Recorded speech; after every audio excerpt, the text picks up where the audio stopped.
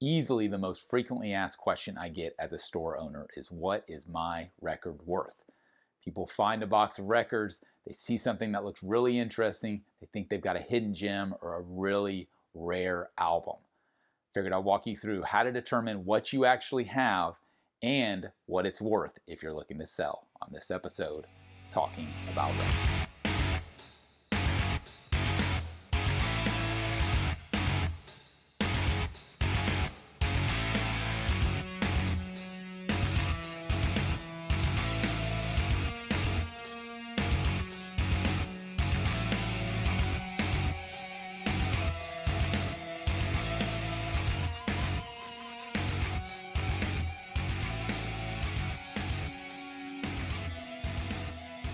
My name is G.I. Sanders from NTX Vinyl, a small chain of independent record shops in the Dallas-Fort Worth area. If you're not local but you are in the U.S., you can shop online at ntxvinyl.com, and would love it if you'd subscribe to our channel here on YouTube and follow us across social media at NTX Vinyl on Facebook, Instagram, and TikTok.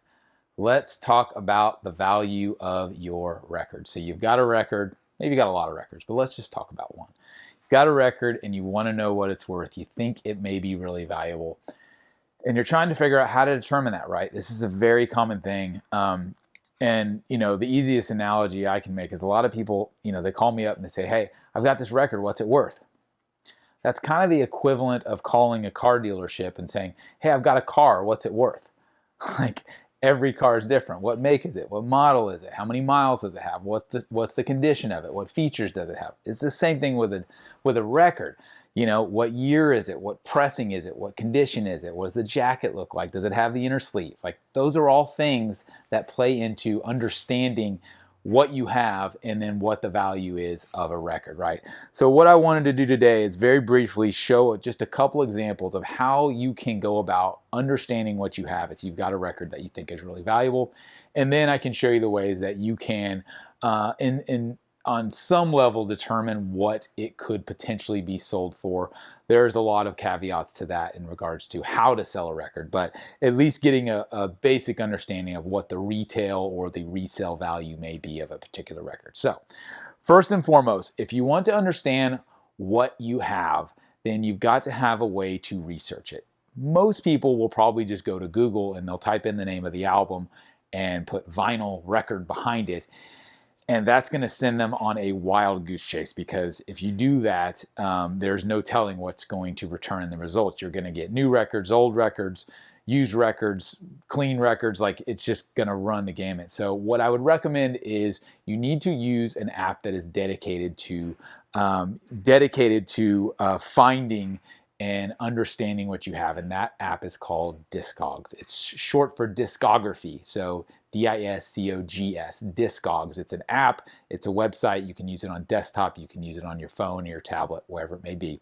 It has a lot of features. It can be a little overwhelming, but I'm just going to drill in today on, again, using Discogs as a resource tool just to understand what record you have, or at least you try and get as close to possible. And then we'll look at value, right? So first and foremost, let me start recording my screen here, and then you can look along with me. All right, so when you open up the Discogs app, it may make you create an account. It may not, in order to use it.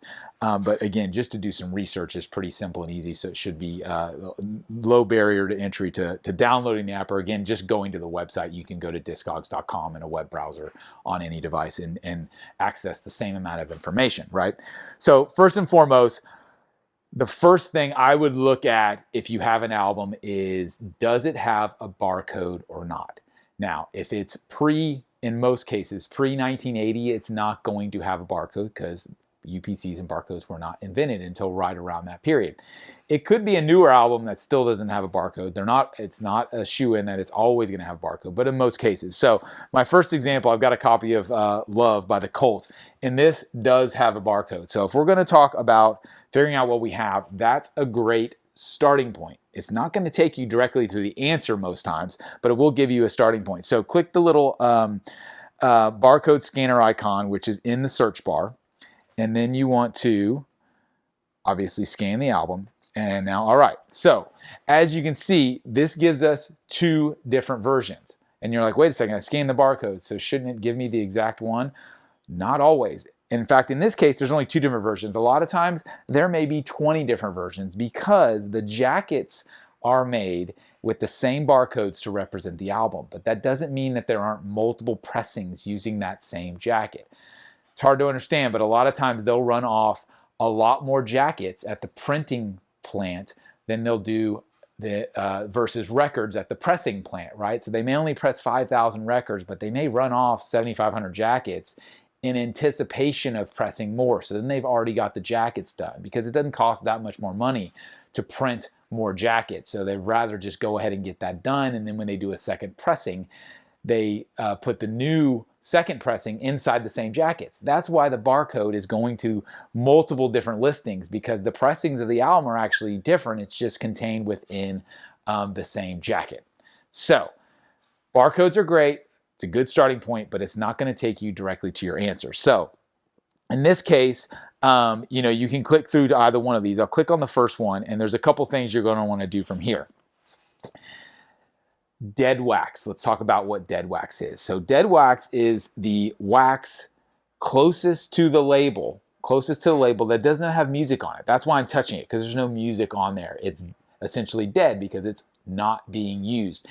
In that dead wax area, you will see, depending on the record, you will see stamps, you will see transcriptions, you will see what are known as matrix numbers. It's all very faint and it's all very hard to see, but if you want to determine exactly what you have, this is a really great way to go about it. Now, if your eyes are bad or you don't feel like squinting, it can be a bear to understand what what is etched in the dead wax or in the run out groove, inside the run out groove here, right around the label, right? But if I go in here and look at the dead wax, I can compare to the listing. So back to Discogs. When you're looking at Discogs, there's a couple sections that you want to take note of. If you scroll down, you've got your main, you've got your photos here, which are always good to compare. I'll talk about that. And then you've got some sales history in the middle. We'll talk about value, but first we got to understand what we have. So scroll all the way down to the ID. The notes and IDs are very important. So I would click on the notes first and see if there's anything in the notes that tip you off in regards to what you have. So you can see here that there is some information, especially at the bottom here, that says first catalog number, sleeve, spine, inner sleeve, second label. So it's trying to help you understand. And also at the top, specialty pressing variant of this Allied press by same catalog number. If you're new to records, this is basically all going to look foreign to you, and that's okay. Don't worry about that. Come over to the ID section, and this is where it'll start to look even more foreign, but you can get to the root of it. So these run out matrices, again, this is the information that's stamped or etched around the disc label. This is where you're going to look, and you have to get it in the right light at the right angle. And what I see is R134608-A, and then I see a bunch more numbers scratched out, 125359ASRI. These are all the matrix numbers that help you identify the specific pressing, right? So you can see there's A-side etching and B-side etchings, and then there's variants on those because they're not always the same. Again, there's multiple pressings, there's multiple mastering engineers that are cutting the different pressings in some cases.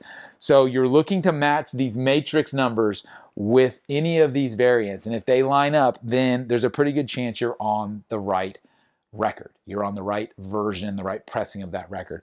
The other thing to do is visually just look at the label in addition to the matrix numbers, in addition to using the barcode, and make sure that this label matches identically in regards to the fonts, in regards to the spacing, the coloration, all those things play into it. Now this one in particular, I can see that this is, you're not gonna be able to see it, but it's got an additional number on top. So if you look where it says side 1 and you've got 1-25359, I've got another number up top. So I think if I come down here to this next one, nope, I'm still not seeing it. So if I don't see the match, so even though my run out my run out grooves and my matrix matched, I still have to come down here to see all versions.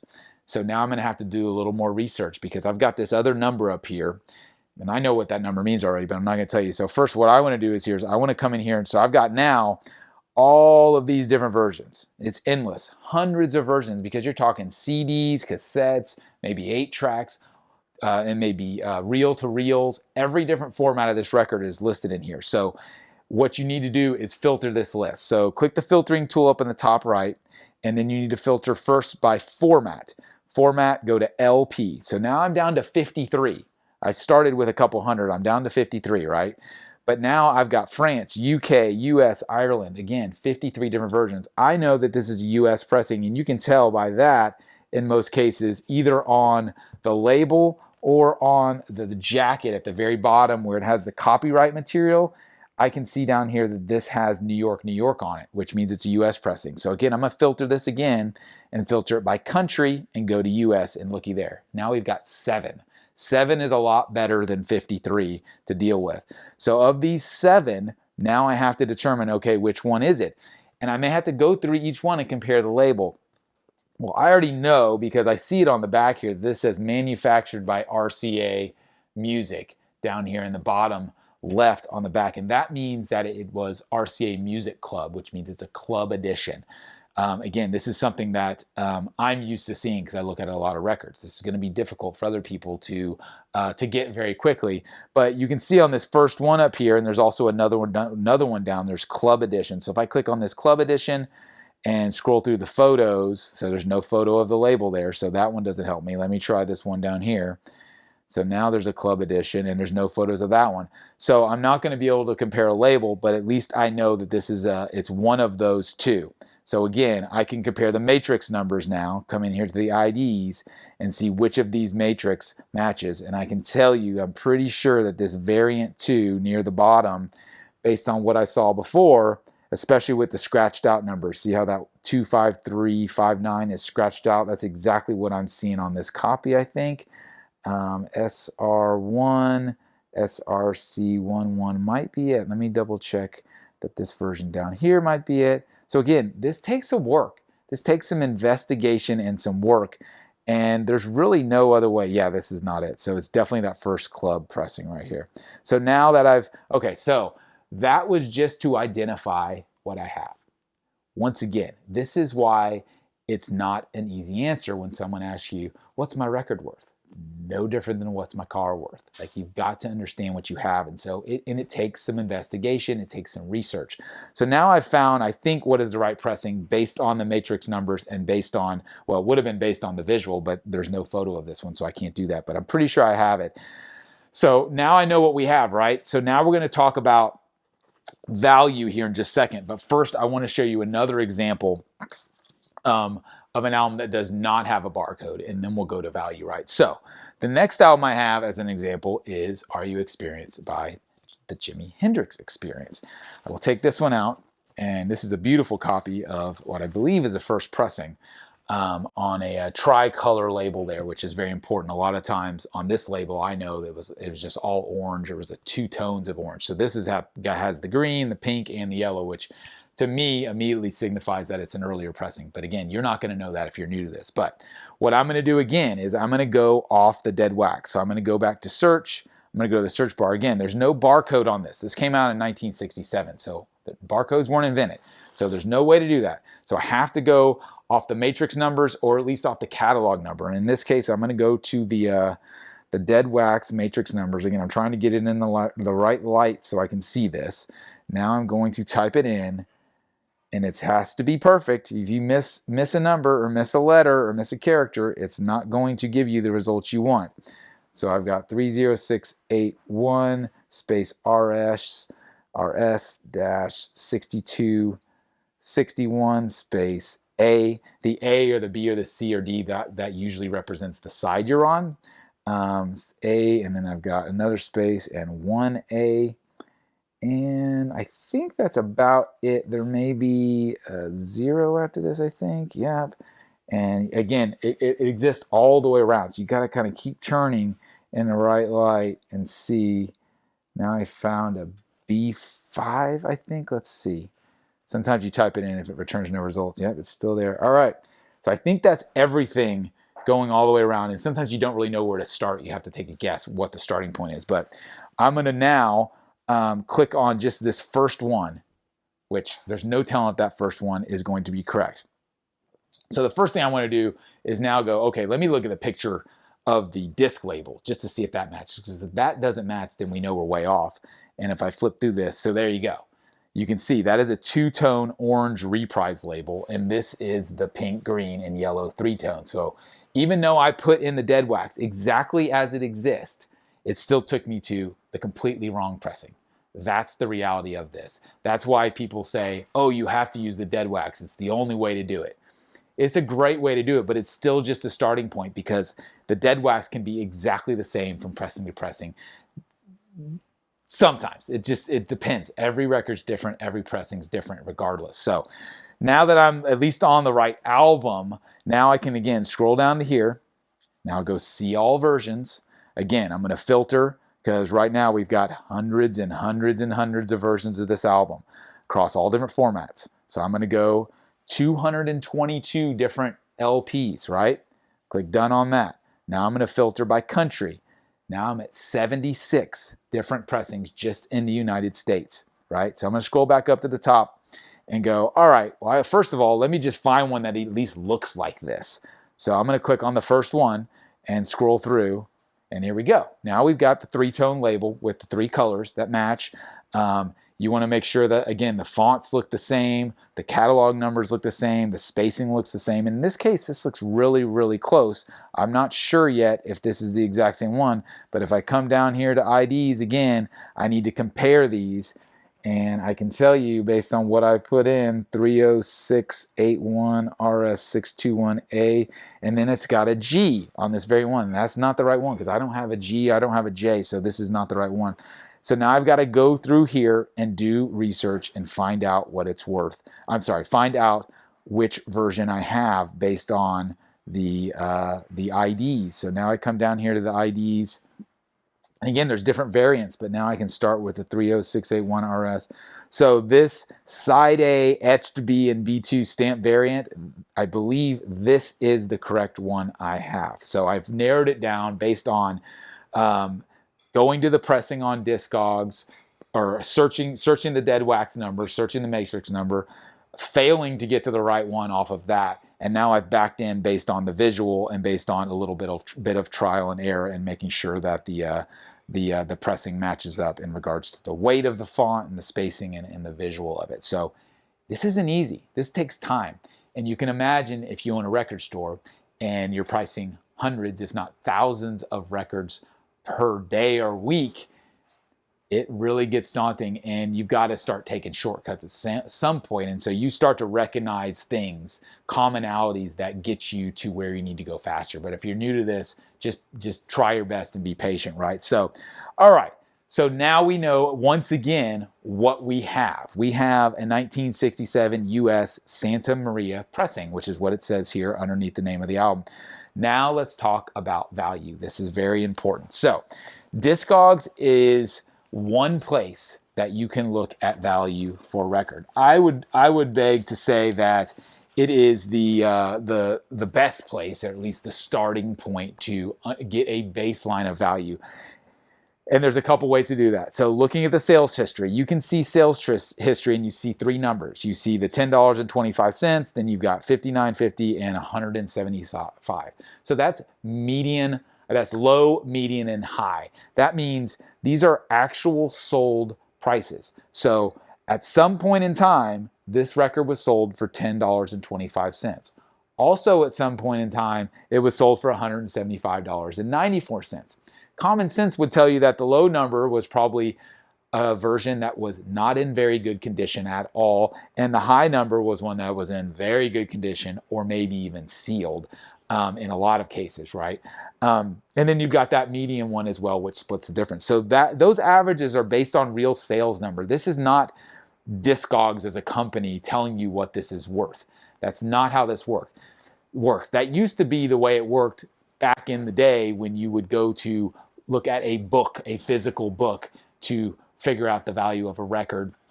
Or maybe if you can equate this to a different hobby like sports cards, there used to be physical magazines and books where you would look up values of things and they would update them every quarter, every month, every year, or whatever. And that was based on just what people saw in the market as far as fluctuations in what things have maybe sold for, but that's kind of anecdotal. This is very specific. This is what people are paying for these records. In fact, if you click on last sold, this is the next thing to do. So as you can see, March 6, 2023, a copy sold for $32.97. And look at that graph. You can see the ups and downs of the fluctuations in value. And that's not because the market's fluctuating drastically. It's more so based on the condition of the record. Just like any collectible, condition has a huge impact on value.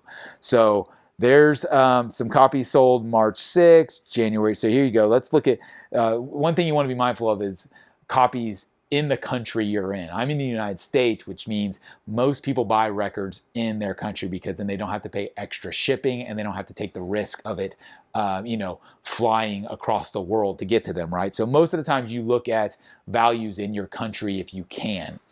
So you can see right here, the next one sold for $49.99. There's some notes on condition there in regards to the media and the sleeve condition. You've got to understand a little bit about grading records, and you need to look into what that means. It's called the gold mine standard as far as grading is concerned, and that's what Discogs abides by. So terms like VG plus and VG and G plus, those all have different meanings, but essentially it's a sliding scale based on the condition of the record and the jacket, right?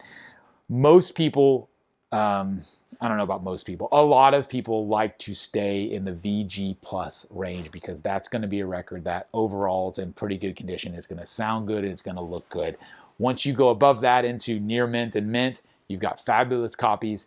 You go below that into VG, G plus, fair and poor, then you're going to have copies that, are pretty suspect. They may have a lot of surface noise. They may skip. The jacket may be very creased or split. A lot of issues can happen on a record that's 50 years old, obviously. So you need to get a baseline understanding of what the condition of your record is. Even if you're a novice, you can try based on reading those descriptions of what a VG plus means.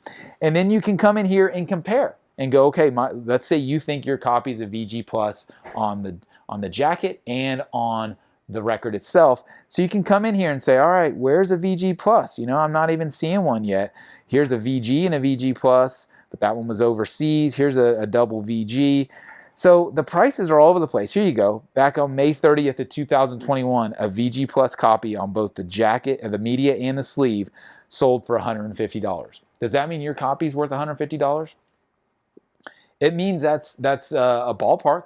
It doesn't mean, every record's different. It doesn't mean that your copy is exactly the same condition, and it doesn't mean that buyer who paid that is going to be looking for this exact pressing in that exact condition, willing to pay that exact money, right? There's a lot of factors at play here, but at least it gives you a ballpark. Here's another one right below it. Again, same range, VG plus sold for $152. Here's another one for $175. So that gives you a little bit of your bearings as well. So you have your low, median, high, you have your last sold, but even better, what's actually for sale right now? Because if you're looking to sell this right now, you need to click for sale and go, all right, now I've got there are 11 copies of this exact pressing of Are You Experienced for sale. Now, again, I like to filter by my country because I want to see what's available in the US. It just so happens that all of these are in the US. So it's going to sort by those, and now I want to sort it by highest price as well, so it puts them in order from high to low. And now we'll see what we're dealing with. So now we've got on the very high end $250, a near mint and VG plus, and I can scroll all the way down to a G plus on the media and a G plus on the sleeve for $30. So you got to know where you're at in there. Is yours in really good condition? Does it have creases? Does it have bends? When you look at the record, does it have scratches? Can you feel those scratches? These are all things that are going to impact the value in a huge way, right? So this should give you your bearings. And again, let's say my copy's VG plus range, probably around, maybe $130 to $200, roughly. That's just roughly what it has sold for on Discogs. Now, Discogs is just one marketplace. There's a lot of places to sell records. You can walk into your local record store and sell it. You can sell it to another collector directly. You can also sell it on eBay. eBay is a very good barometer as well as Discogs in regards to an online tool. So let's look at eBay, and here's how you look at, or here's how you attempt to understand the value of a collectible on eBay. What you don't do is this. You don't type in Jimi Hendrix, are you experienced vinyl? Watch this. So if you type in, are you experienced vinyl and hit search, you're going to get listings from $30 to $15 to $13 to $20, all over the place. 99 cents. These are all asking prices or starting bids, and it's on. Remember, there were 222 different versions of this on vinyl. So that's not going to help you at all. You at least need to put in the year. So now I've got Jimi Hendrix, Are You Experienced Vinyl, 1967. Okay. Now again, now I'm looking at potentially 1967 copies if these sellers have properly identified the record. And again, runs the gamut from $4 to a starting bid, $30 buy it now, $80 starting bid. Here's a $500 one in the middle. All asking prices. It's not going to help you. What you need to do is filter it by actual sold prices. So use the filter option in the top right. You need to click show all and then scroll down till you get to these little buttons. See where it says completed items and sold items? Click one of those and you'll see how both of them check. These are the actual listings and the prices they have sold for. Not what people are asking, but what they've sold for. Now there's 110 results, and this is important because now you can go by date, and you can say on this middle one here at the top, on April 14th, which is just a few days ago from when I'm filming this, a copy sold for $25. On the same day before, a copy sold for $2. April 12th, $50. Again, you have to know what these are graded as, and you got to click into each one of these and see what it's. I'm trying to find a little higher end one. Let's see. So here's one that sold for $115, which was a best offer. And I can go to see original listing, and I can scroll down here and I can look at photos, which is important. So this had a label on it that was whited out. So probably not a VG Plus if it's got that label on there, but you can see it is the same one that I have. And what you want to do is come down here to the description, and here we go. So now you've got the run out matrix. This is a seller who knows what they're doing on eBay, which is not always the case. And you can come in here and you can read about how they have graded this and what their grade is. In this case, small o, talking about the dead wax. So it's saying the vinyl is VG Plus with light paper scuffs that cause light background crackle and occasional pops. The cover's in VG Plus Plus with a sticker on the upper left. So the inner sleeve is VG with yellowing and seam split. So if you're new to records, a lot of that is foreign, and that's very hard to understand. But in general, they graded this copy as a VG Plus all around, and it sold for, what did we say, $115. So again, I looked on Discogs, and there was one selling in that condition for between $100 and $150. This sold for about $115. So for this particular copy, if I'm going to list it for sale, maybe I'm going to put $100 on it. Maybe I'm going to put $150 on it. Is that going to attract a buyer? Well, that has a lot to do with you. Are you an experienced seller? Do you know what you're doing? Do you know how to grade properly? Those are all things that you have to take into consideration. But at the very least, if you've identified what you have and you've done a little bit of research on Discogs and a site like eBay to understand sold prices of what this particular copy, or at least a very close version of it, has sold for, it at least gives you your bearings that will help you understand, do you have a $2 record or do you have a $200 record? There's a big difference between those two values, and that could be said even for the same exact record based on pressing, based on the uniqueness of it, and based on, most importantly, the condition. So that's a lot to unpack for someone who's new to this, but hopefully it gives you, again, a baseline to where you can begin.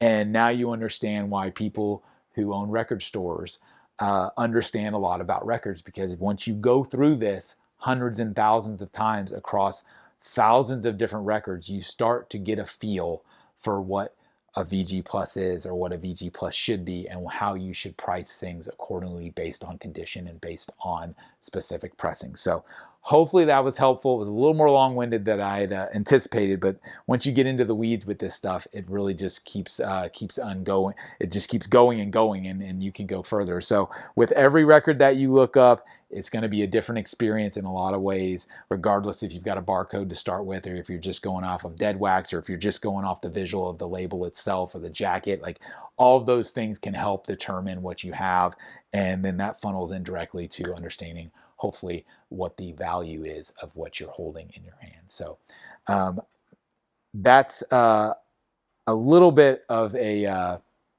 quick version that will hopefully send you down the right path to understanding what your record is worth. Thanks for watching as always. My name is G.I. Sanders. If you have any questions, feel free to hit me up in the comments, and we'll see you again next time on the next episode of Talking About Records.